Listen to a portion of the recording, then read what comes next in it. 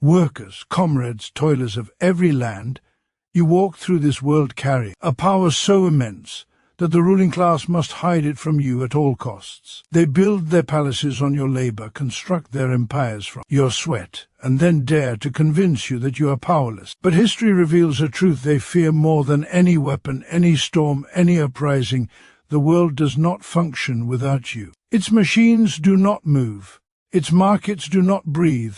Its wealth does not multiply unless you make it so. And yet you are told that the powerful are those who own, not those who create. You are told that the system is natural, eternal, unavoidable. But capitalism is not a law of nature. It is a structure built, brick by brick, on the backs of the working class. It survives only because the majority forgets its own strength. Look clearly at the society in which you live. Beneath the glitter of wealth lies the reality Marx exposed in every line of his work. A world divided into classes whose interests can never be reconciled. On one side stands a minority, the owners of capital, feeding on the labor of others. On the other stand the millions who produce everything yet own almost nothing. This contradiction is not accidental. It is the engine of the system itself. Your exploitation is not a mistake. It is the design. Your wages are never equal to the value you create. The wealth you generate is seized, accumulated, and reinvested to tighten your chains. This is the law of surplus value, the mechanism through which the capitalist grows rich by diminishing your life. And as Marx wrote, the more wealth the worker produces, the poorer he becomes, for that wealth is stolen and weaponized against him. But the ruling class requires more than economic control. They must shape your consciousness. They must convince you that inequality is natural, that exploitation is opportunity, that obedience is stability. They teach you to distrust one another, to compete rather than unite, to accept your position as though history ordained it. They know that an awakened worker is dangerous and an organized working class is unstoppable. Comrades, the time has come to tear away the veil. You are not isolated individuals struggling alone. You are members of a class whose collective force can shake the world. Every factory, every field, every office, every digital network, all depend on you. The masters of capital are powerful only because you have not yet realized your strength. The system trembles when workers recognize that the conditions of their suffering are not personal failures but structural chains. It trembles when they grasp that the wealth hoarded at the top originates from their own degradation. And it trembles most when workers learn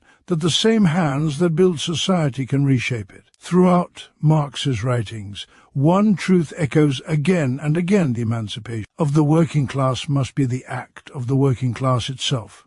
No savior will rise from above. No reform granted by the ruling class will dismantle the foundations of their power. Transformation begins when workers understand the historical role they occupy, not as spectators of progress, but as the driving force of revolutionary change. You stand at the crossroads of history. Capitalism reveals its decay in every crisis, every inequality, every injustice it can no longer conceal. Yet crises do not weaken the ruling class unless the workers seize the opportunity to unite. Discontent without organization is merely despair. Despair without action is merely silence. But organization transforms despair into force, and force into victory. So I tell you this with urgency: you have the power to overturn the system that exploits you, but only together. When workers stand as one class, one movement, one collective will, the machinery of capitalism grinds to a halt. The moment you refuse to participate in your own oppression, the ruling class loses its foundation. Recognize your role. Understand your place in the structure. Do not underestimate the historical significance of your labor, your unity, your awakening. The world has always been made and remade by ordinary people who discovered their extraordinary power. Rise, organize, and reclaim what has always been yours: the right to shape society, the right to dignity, the right to freedom from exploitation. The moment you awaken to your own strength, the system that thrives on your submission will begin to crumble. You are more powerful than you have ever been allowed to believe. The working class holds immense, unrecognized power that sustains the entire system, yet this truth is constantly concealed beneath layers of ideology, distraction, and manufactured powerlessness. In every society built upon capitalist foundations, It is the laboring masses who make the wheel turn, who create value, who push history forward, and who keep the entire structure alive. But because this fact threatens the authority of the ruling class, every effort is made to keep workers unaware of their own centrality. They are taught to believe they are replaceable, insignificant, and dependent on the very institutions that depend on them for survival. This illusion is crucial for the maintenance of capitalist power, for if workers collectively recognize that nothing is produced, transported, maintained, or operated without them, they would understand that the ruling class holds influence only because the laboring class has not yet withdrawn its cooperation. The moment workers grasp that the wealth of nations originates not from capital, but from human labor, the foundations of economic domination begin to shake. Every factory, every field, every office, every service, every corner of modern life relies on the hands and minds of the working class. It is workers who assemble machines yet are denied ownership of them, who cultivate food yet are often unable to afford it, who build cities yet struggle to live within them. They operate transport, but rarely travel freely. They produce technology, but cannot access its full benefits. They maintain global networks, while their own lives remain precarious. Their labor shapes everything around them, but the profits generated by that labor flow upward to those who contribute the least. This imbalanced distribution of wealth is not the result of natural differences in ability or effort, but the engineered outcome of a system built on exploitation. The capitalist class accumulates power not through production, but through the appropriation of value created by workers. Yet the ruling class frames itself as indispensable, as though society would collapse without their ownership, when in truth ownership without labor produces nothing. The working class's power remains hidden not because it is weak, but because it is fragmented and misdirected. Capitalism thrives by dividing workers through competition, nationality, race, gender, skill level, and countless other barriers that obscure their shared interests. These divisions create the illusion that workers are isolated individuals, each struggling alone, when in reality they form the vast majority whose collective action could reshape society. The system ensures they rarely see themselves as a unified force, because unity would reveal their latent power. The great contradiction of capitalism is that the class, which performs the essential functions of production, is the same class taught to feel powerless. The ruling class, being small in number, cannot rely on force alone. It relies on shaping consciousness. Through media, education, and cultural narratives, workers are encouraged to identify with the ambitions of the wealthy, to view their own conditions as temporary hardships on a path toward individual success, and to accept exploitation as opportunity. This ideological manipulation keeps them striving within the confines of a system designed to extract their labor, while denying them the fruits of it.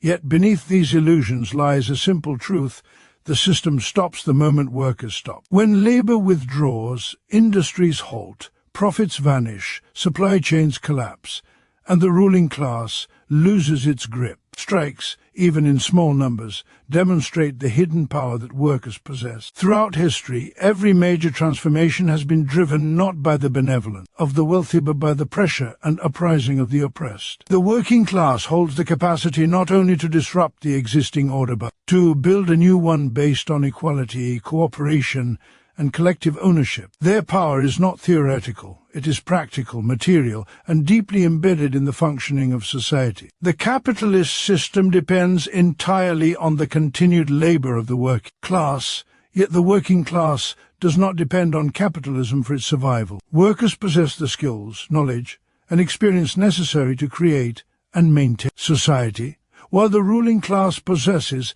only the authority to command and extract. Without workers, the system loses its lifeblood. Without capitalists, workers could still organize production to meet human needs rather than private profit. The unrecognized power of the working class is therefore the most revolutionary force in existence. Once workers understand that the structures above them are upheld only by their own labor, compliance, and consent, the possibility of transformation becomes real. Their potential lies not in individual effort, but in collective awareness, solidarity, and organized action. The moment the working class sees its role clearly, the entire architecture of exploitation begins to tremble because the power that sustains the system has always belonged to them, hidden in plain sight, waiting to be claimed. Capitalism survives by exploiting labor and shaping workers' consciousness to hide inequality, constructing a system in which the very people who generate all wealth are conditioned not to question why so little of that wealth ever returns to them. At its core, capitalism is not simply an economic arrangement, but a structure of power that rests on the extraction of value from those who work and the concentration of that value into the hands of those who own. The exploitation of labor is not an unfortunate side effect, but the fundamental mechanism through which capital reproduces itself. Every hour worked, every product assembled, every service rendered contributes to a surplus that is appropriated by the capitalist, who then frames this theft as profit, efficiency, or market logic. Workers are compensated only a fraction of what they create, and the remainder is accumulated by a small class, whose wealth expands precisely because the laboring majority is denied the full fruits of their effort. This structural theft is the heartbeat of capitalism, yet it is masked by layers of ideology designed to make inequality appear natural, inevitable, and even justified. The shaping of workers' consciousness is essential because exploitation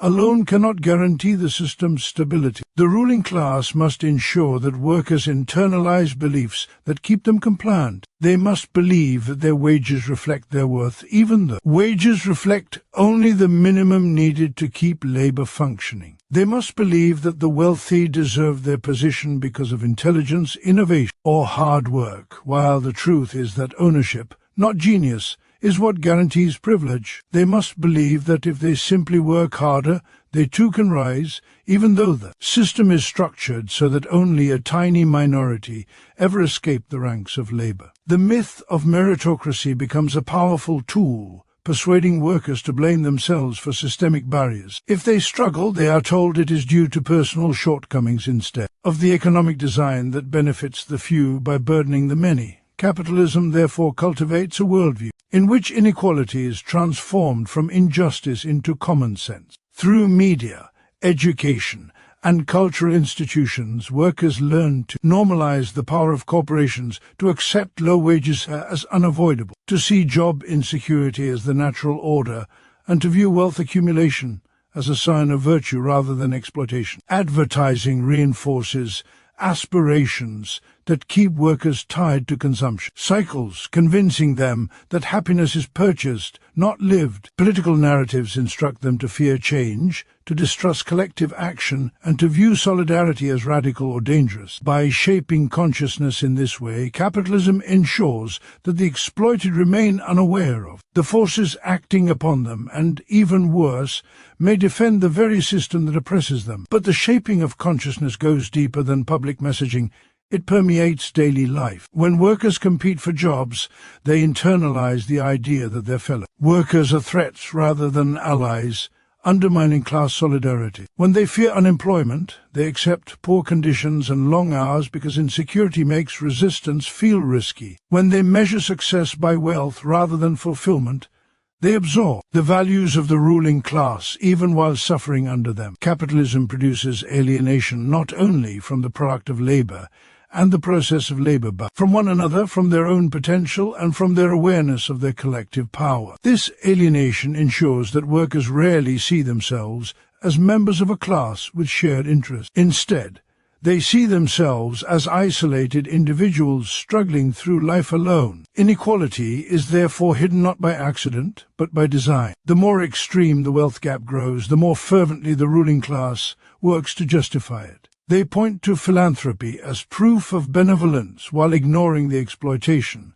that generated such fortunes. They highlight stories of individual success to obscure the reality of structural oppression. They redefine exploitation as opportunity, low wages as competitiveness, and austerity as responsibility. Even when workers sense that the system is unjust, they are encouraged to channel frustration inward or sideways rather than upward. They may blame immigrants, foreign workers, technology, or even themselves, anything except the capitalist system that orchestrates their exploitation. Capitalism's survival depends on this dual mechanism: the extraction of labor and the manipulation of consciousness. If workers were paid the true value of their labor, capitalism would collapse. If workers fully understood the nature of their exploitation, capitalism would collapse. Thus, the system must do both: steal from workers materially while misleading them ideologically. The contradiction is stark, but concealed beneath everyday routines, cultural narratives, and political myths that make exploitation appear normal. Yet beneath all these layers of illusion, inequality persists, intensifies,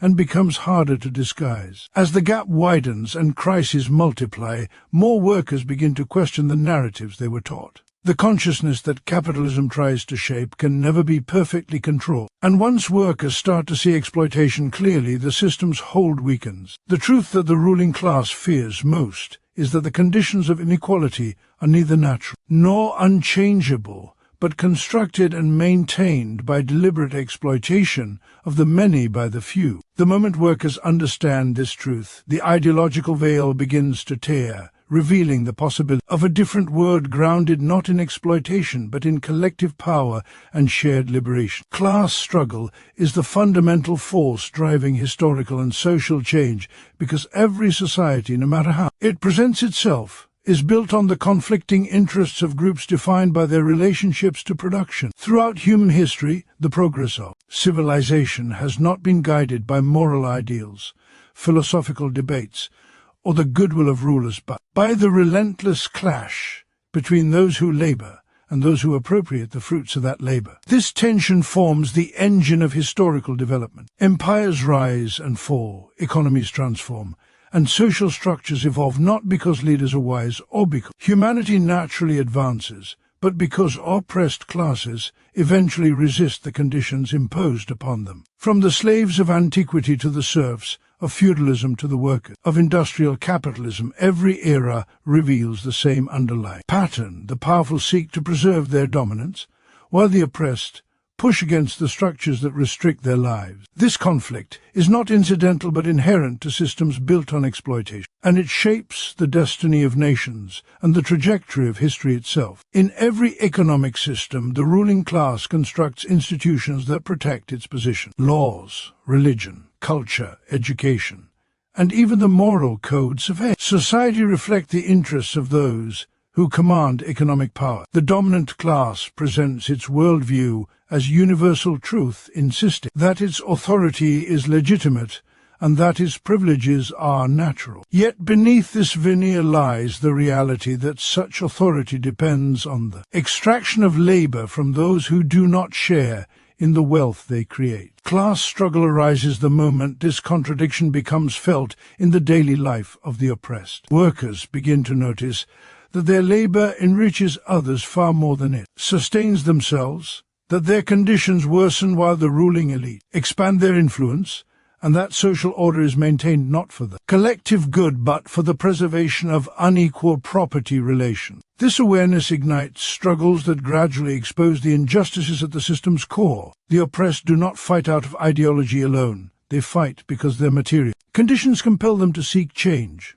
Class struggle manifests in countless forms. It can appear as open revolt, mass strikes, uprisings, and political movements that challenge the authority of the ruling class. But it also appears subtly through daily acts of resistance, the refusal to accept degrading conditions, the building of solidarity, and the development of ideas that challenge existing power. Even when suppressed or unrecognized, class struggle continues beneath the surface, shaping society's evolution. The ruling class responds by reinforcing its institutions, adjusting its policies, and making concessions only when forced by collective pressure. These concessions, however, never eliminate exploitation. They merely shift its form. The struggle persists because the interests of workers and the interests of the ruling class can never be reconciled so long as the system depends on unequal ownership of the means of production. History shows that significant transformations occur when class struggle reaches a point where the old order can no longer maintain itself. Feudal lords lost power when peasants and emerging bourgeois forces dismantled the structures of feudal oppression. The rise of capitalism was not a peaceful transition but the violent outcome of conflicts between old elites and new economic forces. Today, Capitalism itself faces contradictions born from its reliance on exploitation, concentration of wealth, and global inequalities. These contradictions intensify class struggle by exposing the inability of the system to meet the needs of the majority. Workers face insecurity, stagnating wages, privatized essentials, and growing alienation from their labor, while capitalist elites accumulate unprecedented power. As these pressures mount, workers begin to recognize that their struggles are not isolated incidents, but connected expressions of a deeper conflict inherent to capitalism. Class struggle also drives social consciousness. As workers experience collective hardship and collective resistance, they start to develop a shared understanding of their position in society. They recognize themselves as a class with common interests rather than as fragmented individuals. This awareness is crucial because it allows them to see the system from outside the illusions enforced by the ruling class. Once the working class becomes conscious of its own power, it begins to demand more than reforms. It begins to envision a fundamentally different social order. The development of class consciousness is therefore not only a consequence of struggle, but a vital force that propels it forward. It transforms discontent into organization, frustration into strategy, and isolated grievances into collective movements capable of reshaping society. The ruling class cannot prevent class struggle, but it can obscure it. It uses ideology to portray society as harmonious, to frame inequality as the result of individual failure, and to divert attention away from structural exploitation. Yet these illusions collapse whenever crises expose the fragility of the system. Economic downturns, wars, pandemics, and technological shifts reveal how deeply society depends on the laboring masses and how little the ruling class contributes to the functioning of life. In such moments, class struggle intensifies because workers see clearly the contradictions they endure. Each crisis becomes a reminder that society moves because workers move it, and that the ruling class's power remains secure only so long as workers do not unite to challenge it. The fundamental force driving history forward is therefore not the benevolence of leaders, but the pressure exerted from below by those who refuse to remain oppressed. Class struggle defines the past, shapes the present, and will determine the future because it reveals the essential truth that social change arises when the exploited recognize their collective strength and act upon it. Worker unity and collective organization are the greatest threats to capitalist dominance because the entire structure of capitalism depends on keeping workers divided, isolated, and unable to recognize the immense power they possess together. The ruling class, though wealthy and influential, is always a minority, and its authority persists only because the majority remains fragmented. When workers act alone, they face the full weight of a system designed to suppress their demands, but when they unite, they become a force capable of disrupting production, halting profit, and challenging the very foundations of capital. Capitalism thrives on competition, not only in markets but among workers themselves. It pits them against one another for jobs, wages, promotions, and basic survival, creating an environment in which solidarity seems unnatural. This strategic division weakens collective strength and ensures that workers, even when suffering under identical conditions, view one another as rivals rather than comrades. The ruling class understands that unity among workers threatens its control, so it invests heavily in preventing such unity through ideological manipulation, economic pressures, and institutional barriers. Collective organization is powerful because it transforms the working class from an exploited mass into a conscious political force. When workers come together in unions, councils, parties, or grassroots movements, they begin to see their struggle not as individual misfortunes, but as systemic injustices rooted in the structure of capitalism itself. This shared understanding cultivates class consciousness, which is essential for any meaningful resistance. The ruling class relies on workers believing that inequality is personal, that hardship is an individual burden rather than a collective condition imposed by the economic system. But when workers organize, they uncover the truth that their exploitation is interconnected, that their wages, hours, conditions, and rights are determined by the same system that prioritizes profit over human well-being. This awareness is explosive because it allows workers to coordinate their action, build collective demands,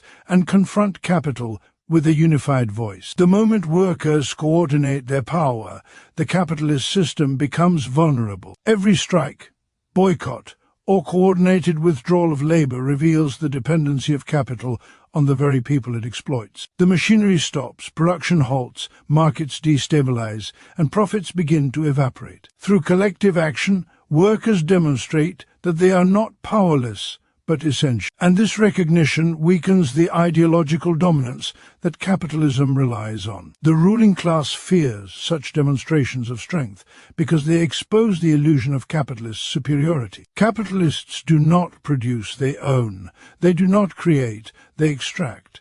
Without workers, their wealth is meaningless. When workers act collectively, they not only challenge the economic structure, but also undermine the ideological myths that justify capitalist authority. Collective organization also creates spaces where workers can build alternative forms of social and political power. Through unions, cooperatives, community councils, and revolutionary movements, workers develop the capacity to govern themselves, manage resources, and make decisions collectively. These structures serve as the foundation for a future society based on cooperation rather than exploitation. The ruling class understands that once workers taste genuine collective power, they will no longer accept the hierarchical, oppressive relationships that define capitalism. This is why every historical moment of heightened worker organization has been met with repression, co-optation, or violent force. Capitalism cannot tolerate worker unity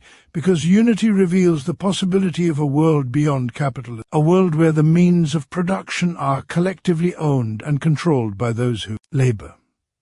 The strength of worker unity goes far beyond the workplace. It influences political structures, social relations, and cultural norms. When workers recognize themselves as a class with shared interests, they challenge not only their economic conditions, but also the broader systems that sustain inequality. They call for universal rights, democratic control, and social institutions that serve the many rather than the few. This threatens capitalist dominance in every sphere, because capitalism depends on maintaining control over political power, shaping public ideology, and preserving systems of oppression that fragment the working class. Unity undermines these foundations by fostering solidarity across lines of race, gender, nationality, and sector, revealing that the divisions used to maintain control are artificial tools of the ruling class. The ruling class uses every strategy available to prevent worker unity from propaganda and union-busting tactics to intensifying competition and promoting individualism. They understand that their power is fragile when confronted by collective resistance. But despite these efforts, the material conditions of capitalism inevitably push workers toward organization. Exploitation breeds discontent, discontent breeds awareness, and awareness breeds unity. As workers realize that their liberation depends on collective struggle, they begin to build the very organizations that can challenge capitalist power at its roots. The more capitalism intensifies exploitation, the more it inadvertently fuels the solidarity that threatens it. Worker unity and collective organization thus represent not only a challenge but an existential danger to capitalist dominance. They embody the potential of the working class to overturn exploitation, reclaim the wealth it creates, and construct a society based on equality, cooperation, and shared ownership. The ruling class fears this potential because it recognizes a simple truth: united workers possess a power far greater than any capitalist institution, and once that power is fully realized, no system built on exploitation can endure. Only the working class can liberate itself and transform society through revolutionary action, because no other force possesses both the material power and the historical interest to overcome the system that exploits it. Throughout history, oppressed classes have never been freed by the goodwill of rulers, the charity of elites, or reforms granted from above. Every meaningful liberation has been driven by those whose lives were most restricted by the dominant social order. Under capitalism, the working class occupies this position because it is simultaneously the producer of all wealth and the victim of systematic expropriation. Workers do not merely suffer the injustices of the system, they sustain it through their labor. This dual role gives them the unique ability to challenge and ultimately dismantle the structures that exploit them. Their emancipation cannot be delegated or imposed.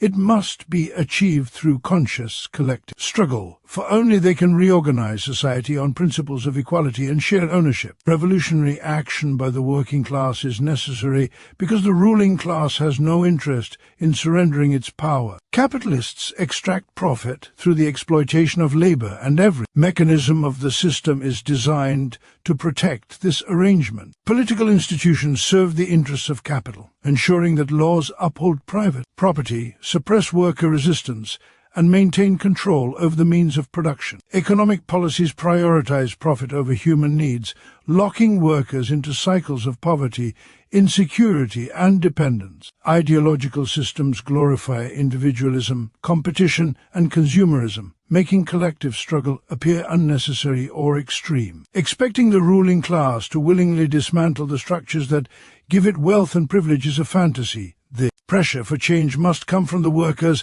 who endure the consequences of capitalist inequality. Revolutionary action is not merely a moment of uprising, but the culmination of growing awareness, organization, and collective determination. For workers to liberate themselves, they must first understand their position in the system. As long as they see themselves as isolated individuals, the possibility of transformation remains distant. But as they begin to recognize that their struggles share a common root in capitalist exploitation, they develop class consciousness, the awareness that their interests stand in direct opposition to those of the ruling class. This consciousness transforms anger into purpose, discontent into strategy, and isolated grievances into unified struggle. It allows workers to see that their liberation is linked to the liberation of all workers, and the fight for dignity is inseparable from the fight to reconstruct society. The working class holds the material capacity to halt and reshape the entire economic order. Because production depends on their labor, a collective refusal to participate in exploitation can paralyze industries, disrupt profit flows, and expose the vulnerability of capitalist power. Strikes, occupations, and mass mobilizations demonstrate that the system has no foundation without the cooperation of workers. But revolutionary action goes beyond resistance. It involves the creation of new structures that empower workers to control the means of production themselves. Councils, cooperatives, assemblies, and grassroots organizations embody the principles of democratic decision-making and collective ownership. They represent the seeds of a society in which workers directly manage economic and social life according to human need rather than private greed. Only the working class can reorganize society because they understand through lived experience the failures and contradictions of capitalism. They know what it means to struggle for survival, to face exploitation, to confront insecurity, and to endure the injustices caused by the concentration of wealth. Their perspective allows them to envision a system built on solidarity rather than competition, cooperation rather than hierarchy, and shared prosperity rather than private accumulation. This vision is not idealistic, but grounded in material reality, for workers already possess the skills, knowledge, and collective capacity needed to run society. They operate the machines, manage logistics, maintain infrastructure, and produce goods and services. Their labor keeps the world functioning. The ruling class contributes nothing essential, it only extracts value. Revolutionary action by the working class is also the only path to lasting change. Reforms within capitalism often provide temporary relief, but do not eliminate the underlying exploitation. When crises arise, gains made through reform can be rolled back, and the ruling class reasserts its power. True liberation requires a fundamental transformation of the economic foundation of society, the abolition of private ownership of the means of production, and the establishment of a system in which workers collectively control the structures that shape their lives. This transformation cannot be granted. It must be seized through collective struggle. The emancipation of the working class thus becomes the emancipation of humanity as a whole. When workers overthrow the system that exploits them, they dismantle the class divisions that generate inequality, oppression, and conflict. They pave the way for a society grounded in cooperation, dignity, and freedom. Only the working class can liberate itself, because only through its revolutionary action can society break from the chain of exploitation and move toward a future shaped by the collective power of those who labor, create, and sustain the world. In the end, the truth that echoes through every struggle, every uprising, and every whispered hope among the oppressed is that power has always belonged to the working class, even when it was hidden beneath the weight of exploitation and illusion. The chains that bind society today are not forged by fate or nature, but by a system that survives only through the labor of many and the domination of few. And yet, within the very class that capitalism seeks to divide, weaken, and silence lies the force capable of reshaping history. When workers recognize their central role in sustaining the world, when they see through the myths that justify inequality, when they unite across every barrier imposed by capital, the foundations of oppression begin to crack. No ruling class, no matter how wealthy or entrenched, can withstand the collective strength of the people who keep the engines of society running. The future does not belong to those who sit atop the system, it belongs to those who move it forward with their hands, their minds, and their solidarity. The task before the working class is not to wait for liberation, but to seize it, to rise with the clarity that their power is real, their struggle is righteous, and their unity is the catalyst for a new world. The moment they choose to stand together, the old order trembles, and the possibility of a society built on justice, equality, and collective ownership becomes not only imaginable, but inevitable.